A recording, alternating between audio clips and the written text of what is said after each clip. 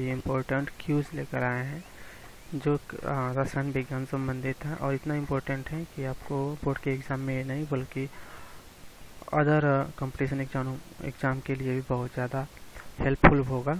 आशा करते हैं कि यह क्यूज आपके लिए बहुत पसंद आएगा और हमें अनुमान है कि आप इस चैनल से खुश भी होंगे और आशा करते हैं कि इस चैनल को आप सब्सक्राइब भी कर लिए होंगे और अगर नहीं किए हैं तो काम करिए, इस चैनल को सब्सक्राइब और लाइक ज़रूर कर लें क्योंकि इसी चीज़ से मैं आपसे आशा है कि आप सब्सक्राइब ज़रूर करेंगे। ठीक है, तो चलिए स्टार्ट करते हैं इस वीडियो का पहला क्वेश्चन। ठीक है, पहला क्वेश्चन है कि वह अभिक्रिया जिसमें ऊर्जा उष्मा के रूप में निकलती है, बता रहा है, पूछ रहा है कि वह अभिक्रिया जिसमें ऊर्जा उष्मा, ठीक है, मतलब ऊर्जा उष्मा के रूप में निकलती है, ऐसी कौन सी अभिक्रिया है जिसमें ऊर्जा उष्मा के रूप में निकलती है।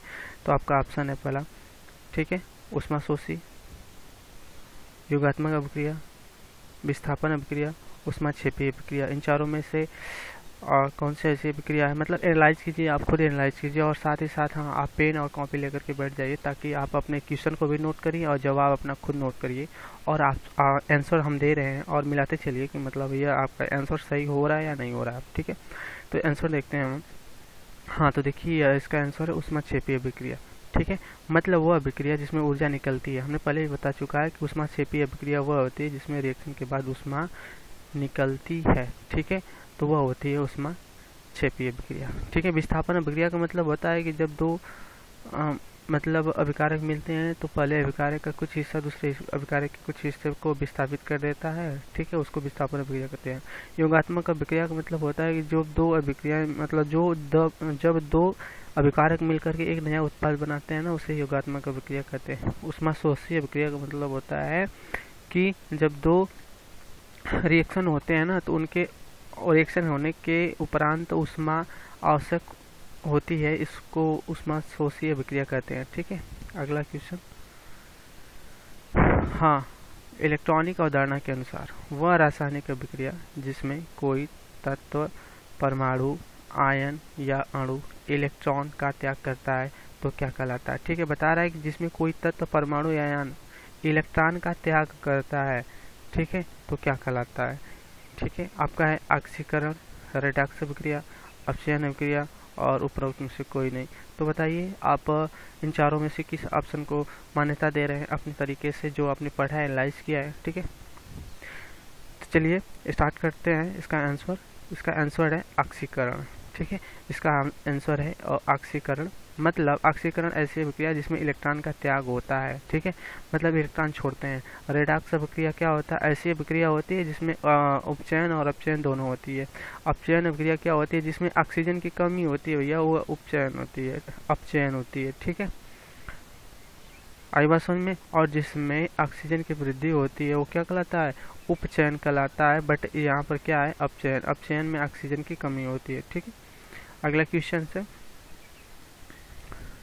वह पदार्थ जो इलेक्ट्रॉन ग्रहण करता है, मतलब इलेक्ट्रॉन अपने अंदर लेने की काम करता है, मतलब ग्राही होता है, लेता है। ठीक है, अथवा जिसका अपचयन होता है, मतलब जो इलेक्ट्रॉन लेता है, मतलब जिसकी कमी होती है। ठीक है, वह क्या कहलाता है, जिसका अपचयन होता है, सॉरी कहलाता नहीं है, अथवा जिसका अपचयन होता है या इलेक्ट्रॉन ग्रहण करता है वह कहलाता है। क्या कहलाता है, ऑप्शन है आपका ऑक्सीकरण, अपचायक, उपचायक और रेडॉक्स अभिक्रिया। बताइए इन चारों में से कौन सी ऐसा ऑप्शन है जो इस क्वेश्चन को सेटिस्फाई करता है। ठीक है, सोचिए और जल्दी से अपने आंसर को नोट करिए क्योंकि वीडियो चल रही है। आप पहले काम करिए कि आप कलम ले करके बैठिए और आंसर इसका नोट करते चलिए और बाद में मिलाते चलिए कि मतलब कौन सही है कौन गलत है। अगला है, इसमें भी आपका आंसर है ऑक्सीकरण। ठीक है, मतलब ऑक्सीकरण में क्या होता है, इलेक्ट्रॉन ग्रहण करते हैं। ठीक है, मतलब यह लेता है। और जिसका अपचयन होता है, अपचयन जिसका होता है उसे हम ऑक्सीकरण कहते हैं। ध्यान सुनिए, जिसका अपचयन होता है उसे ऑक्सीकरण कहते हैं। आई बात समझ में। ठीक है, अगला क्वेश्चन है, वह पदार्थ जो इलेक्ट्रॉन त्याग करता है, ध्यान रखिएगा त्याग करता है, वहाँ पर पिछले स्लाइड में था कि कौन इलेक्ट्रॉन ग्रहण करता है, यहाँ पर कौन त्याग करता है, अथवा जिसका ऑक्सीकरण होता है। जिसका ऑक्सीकरण होता है उसे क्या कहते हैं। ठीक है, यह होता है वह क्या कहलाता है। आई बात समझ में। पिछले वाले में था कि जिसका अपचयन होता है वो क्या कहलाता था। ठीक है।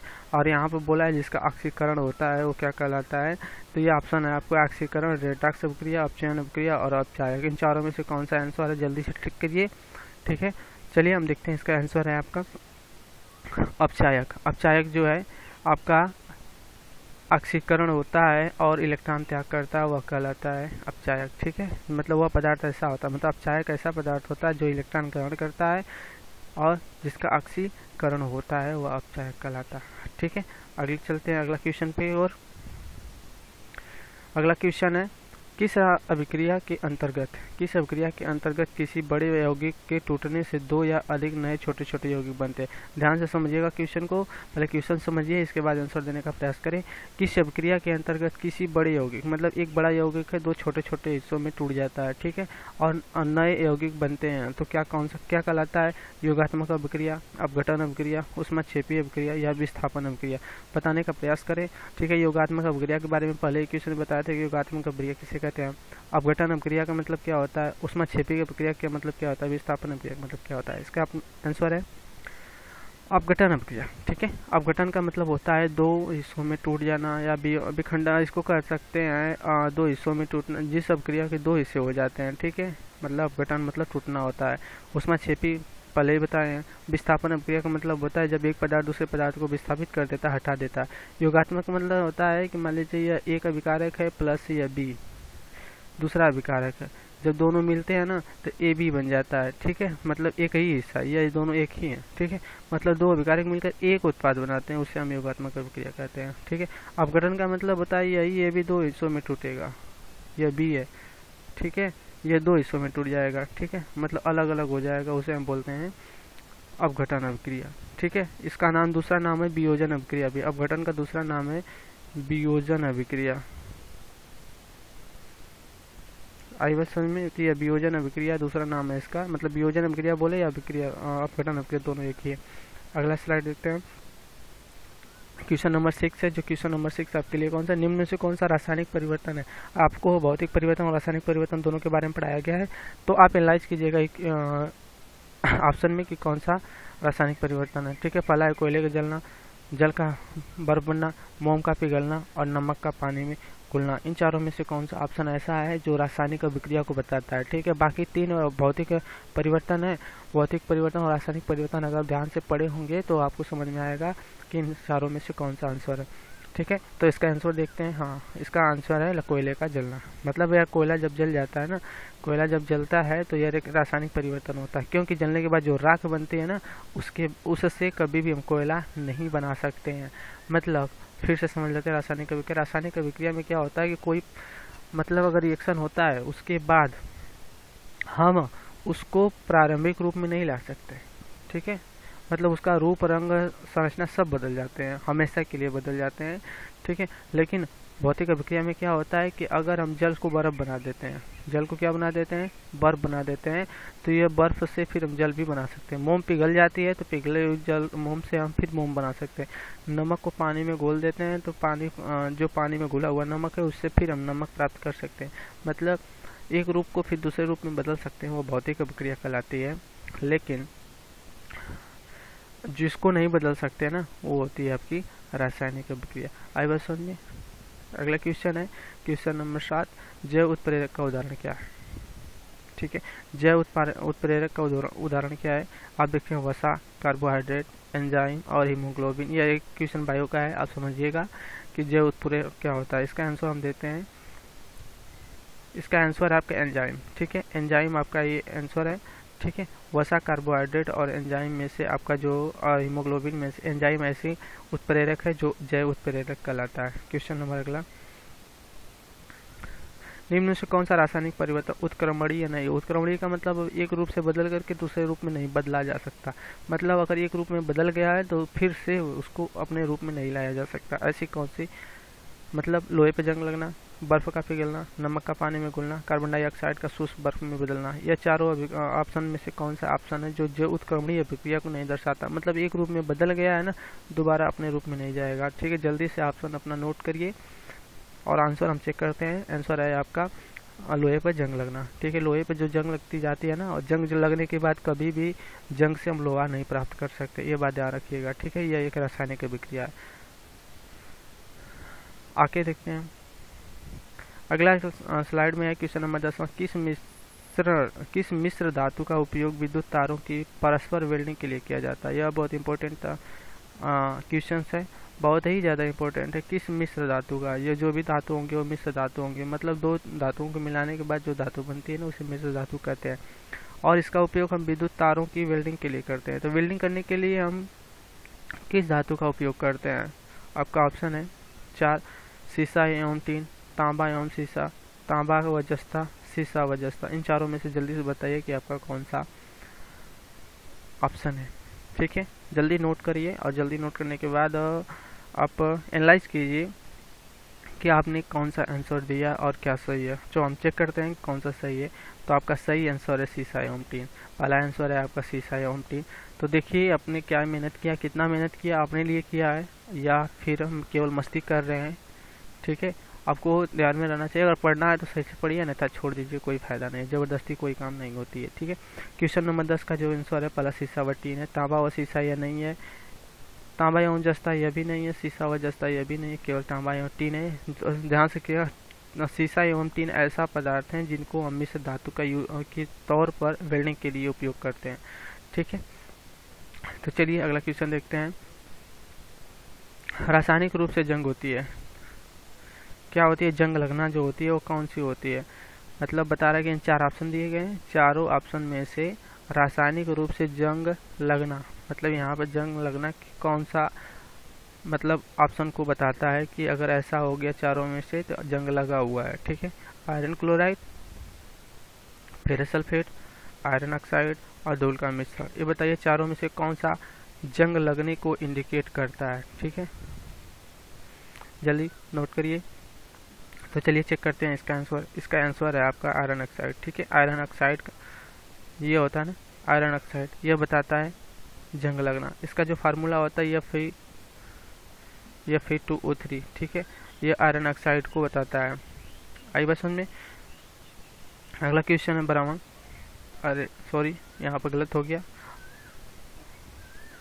चांदी के आभूषणों का लंबे समय तक पश्चात काला पड़ जाता है। जो हम चांदी पहनते हैं, चांदी गहने, ठीक है, अगर हम उपयोग कर रहे हैं उसको ना नमी में और वायुमंडल में, तो क्या होता है कि वह काला हो जाता है। काला क्यों पड़ता है? ठीक है, यह कौन सी प्रक्रिया है जो काली हो जाती है? वो कौन सी प्रक्रिया है? रासायनिक प्रक्रिया है, भौतिक प्रक्रिया, अपचयन है, या ऑक्सीकरण एवं रासायनिक दोनों है।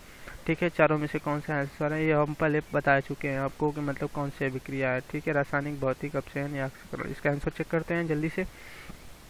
तो इसका आंसर है ऑक्सीकरण, रासायनिक और ऑक्सीकरण। मतलब वो रासायनिक प्रक्रिया तो आई, आप तो जान ही सकते हैं। मतलब इसमें 2 ऑप्शन थे, ये भी रासायनिक है, यहाँ पर भी रासायनिक, लेकिन रासायनिक के साथ साथ एक और अभिक्रिया होती है, उसका नाम है ऑक्सीकरण। ऑक्सीकरण की वजह से होता है ऐसा। ठीक है, हाँ, तो ऑक्सीकरण क्या होता है? ऑक्सीकरण और रासायनिक की वजह से वह चांदी क्या हो जाती है? काली पड़ जाती है। अगला क्वेश्चन है, निम्न में से भौतिक परिवर्तन है, क्या है भौतिक परिवर्तन? बताइए, ऑप्शन दिया जाएगा कौन सा, मतलब इन चारों में से बताइए कौन सा भौतिक परिवर्तन है। जंग लगना, बर्फ का पिघलना, दूध का दही बनना, सेव काटने का पर भूरा हो जाना। मतलब सेव काटने के बाद आपने कभी देखा होगा कि सेव कुछ टाइम तक रख देते तो भूरा हो जाता है, ऐसा क्यों होता है? तो दूध का दही बनना ये कौन सी अभिक्रिया है? ठीक है, बर्फ का पिघलना ये कौन सी अभिक्रिया है? जंग लगना ये कौन सी अभिक्रिया है? इसमें केवल 2 ही अभिक्रियाएं हैं, रासायनिक और भौतिक। तो बताना है कि भौतिक अभिक्रिया कौन सी है। जल्दी से नोट करिए और आंसर एनालाइज कीजिए कौन सी है। तो इसका हम आंसर देखते हैं, बर्फ का पिघलना। तो बर्फ का जो पिघलना यह होती है आपकी भौतिक परिवर्तन। ठीक है, अगला क्वेश्चन। निम्न में से कौन सा रासायनिक परिवर्तन है? मतलब केवल आप भौतिक परिवर्तन, रासायनिक परिवर्तन को अगर अच्छे से समझ लेंगे तो आपको समझ में आने लगेगा कि इस क्वेश्चन का आंसर क्या है। तो यहाँ पर देखने, बल्ब का प्रकाशित होना, चूने के पानी का दूधिया हो जाना, बर्फ का वाष्पीकरण हो जाना, घी का पिघलना, ये कौन सी अभिक्रियाएं होती हैं? जल्दी से बताइए और एनालाइज कीजिए कि आपने कौन सा आंसर चुना है। बल्ब का प्रकाशित होना, ठीक है, बल्ब का प्रकाश कर रहा है तो कौन सी प्रक्रिया हो रही है? चूने का पानी अगर दूधिया हो गया तो कौन सा अभिक्रिया है? पानी का वाष्प बन गया तो कौन सा अभिक्रिया है? ठीक है, अगर घी पिघल गया तो कौन सा अभिक्रिया है?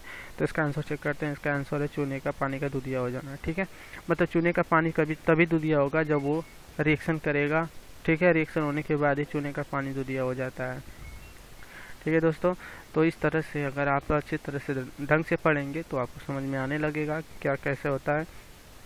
अगला क्वेश्चन है, हाँ, जंग का रासायनिक सूत्र क्या है। ठीक है, तो हम बता सकते हैं कि जंग लगती है तो उसका रासायनिक सूत्र क्या होता है। ठीक है, तो बताइए, FeO, Fe2O3, FeS और FeC, इन चारों में से कौन सा आंसर है।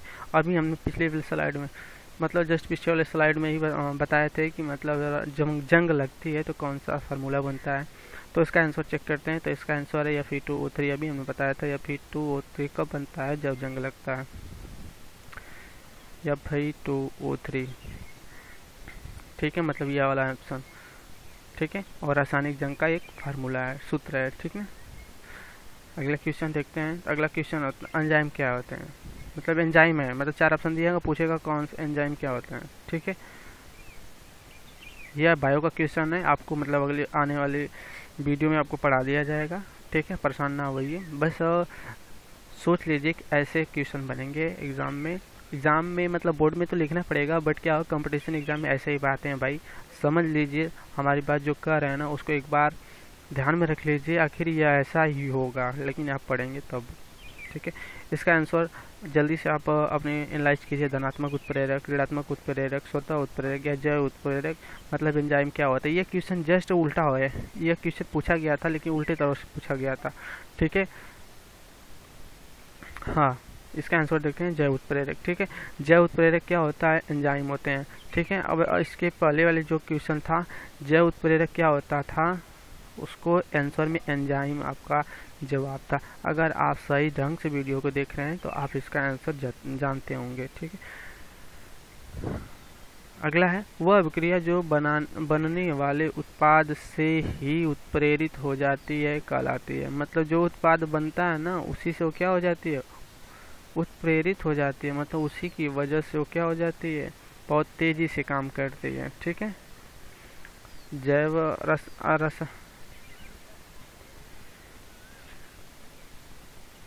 रासायनिक, उत्क्रमणीय, स्वतः उत्प्रेरित, कोई नहीं, बताइए जल्दी से।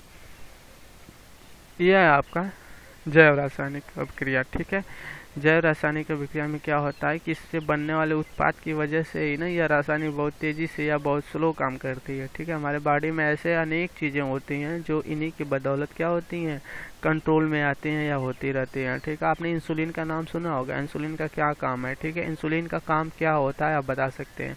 ठीक है, अगर नहीं पता है तो आप कमेंट करके बताइए कि इंसुलिन का क्या काम होता है। ठीक है, और इंसुलिन किस प्रकार का पदार्थ होता है। ठीक है, अभिक्रिया तेरों को बनाने वाले होते हैं। एक कुछ क्वेश्चन अलग है, थोड़ा सा देखते हैं। उत्प्रेरक, अक्षीकारक, अक्षायक, कोई नहीं, अभिक्रिया को बनाने होते। 1 मिनट, आंसर चेक करते हैं। उत्प्रेरक, यह क्वेश्चन कुछ मैच नहीं कर रहा है। ठीक है, इसको जाने देते हैं, कुछ मिस्टेक हो गई है क्वेश्चन में, इसको निगलेक्ट करते हैं। अगले क्वेश्चन की तरफ चलते हैं। हाँ, क्वेश्चन है, श्वेत शाम फोटोग्राफी में किस यौगिक का प्रयोग किया जाता है। ये बहुत इंपॉर्टेंट है भाई। ब्लैक एंड वाइट जो फोटो खींची जाती थी पहले कैमरे से, तो वो बता सकते हैं कि उस फोटो नेगेटिव में किस यौगिक का प्रयोग होता था। ऑप्शन है आपका silver chloride, silver bromide, silver iodide और कोई नहीं। बताइए इन चारों में से कौन सा ऑप्शन है। मतलब ये ध्यान रखिएगा कि यह क्वेश्चन बोर्ड के मतलब कंपटीशन के एग्जाम में, रेलवे के एग्जाम में, ठीक है, रेलवे के एग्जाम में आया हुआ क्वेश्चन है। ठीक है, silver chloride, silver bromide, silver iodide, कौन सा बताइए जल्दी से। तो इसका है सिल्वर ब्रोमाइड। ठीक है, सिल्वर ब्रोमाइड ऐसा पदार्थ होता है जो ब्लैक एंड वाइट वाले फोटोग्राफी में प्रयोग किया जाता है। अगला है, चिप्स के पैकेट में ऑक्सीजन हटा करके कौन सी गैस भरी जाती है। ये आंसर इसका अगर पिछली वीडियो को आप पढ़े होंगे तो आपको पता होगा कि चिप्स के पैकेट में कौन सी गैस भरी जाती है। इसका ऑप्शन है नाइट्रोजन, सल्फर, क्लोरीन और कोई नहीं। जल्दी से बताइए कि कौन सा गैस होती है। मतलब गैस तो यहाँ पर कोई नहीं है, बट यहाँ पर है चाहे तीन ऑप्शन में से जल्दी से बताइए कि इन तीनों में से कौन से सही आंसर हैं। तो बताइए आप, और चेक करते हैं इसका आंसर। तो इसका आंसर है नाइट्रोजन। नाइट्रोजन गैस को भरी जाती है चिप्स के पैकेटों में। क्यों भरी जाती है? क्योंकि हम तली हुई चीज़ों को अगर बहुत दिनों के लिए रख देते हैं ना, तो उसका हो जाता है अपचयन। ठीक है, और उसकी वजह से क्या होता है कि हमारे वो मतलब खाद्य पदार्थ जहर जैसे हो जाते हैं, मतलब हमारे लिए स्वास्थ्य के लिए हानिकारक हो जाते हैं। तो उस चीज़ से बचने के लिए हम नाइट्रोजन का उपयोग करते हैं, उस चिप्स के पैकेट में भर देते हैं, जिसकी वजह से क्या होता है कि उनकी प्रक्रिया रुक जाती है और काफ़ी सुरक्षित हो जाते हैं। कभी भी देखिएगा चिप्स है, कुरकुरे या फिर अदर पैकेट हैं, तो उसमें गैस भरी होती है, तो वह कौन सी गैस होती है? वो नाइट्रोजन होती है, ठीक ना। हाँ कि दोस्तों एक क्वेश्चन आपके लिए है स्पेशल, तो नाइट्रोजन गैस का आग के जलने में क्या महत्व होता है? इसको लिख करके जल्दी से कमेंट में कीजिए कि नाइट्रोजन गैस, ठीक है, आग के जलने में क्या रोल प्ले करती है। हम जानते हैं कि ऑक्सीजन के द्वारा तो मतलब कोई भी आग जलती है, बिना ऑक्सीजन के आग नहीं जलती, बट नाइट्रोजन का उसका क्या रोल होता है, यह आप कमेंट में लिख करके हमें बताइए कि नाइट्रोजन की वजह से आग जलने में क्या रोल होता है। क्वेश्चन को ध्यान समझिएगा कि नाइट्रोजन आग के जलाने में क्या रोल प्ले करता है, मतलब उसकी क्या अहमियत होती है आग को जलने में, ठीक है। तो यही आपका क्वेश्चन है और इसका जवाब आप जल्दी से कमेंट कीजिएगा। अगला देखते हैं गैल्वेनीकरण क्या है। यह आपको जब हम पढ़ा रहे थे वीडियो में उसमें बताए थे गैल्वेनीकरण क्या होता है, ठीक है। तो क्या है, लोहे पर सोने की परत चढ़ाना, चांदी पर सोने की परत चढ़ाना, लोहे पर जस्ते की परत चढ़ाना और चांदी में जस्ते की परत चढ़ाना। इन चारों में से बताइए जल्दी से कौन सा आंसर है।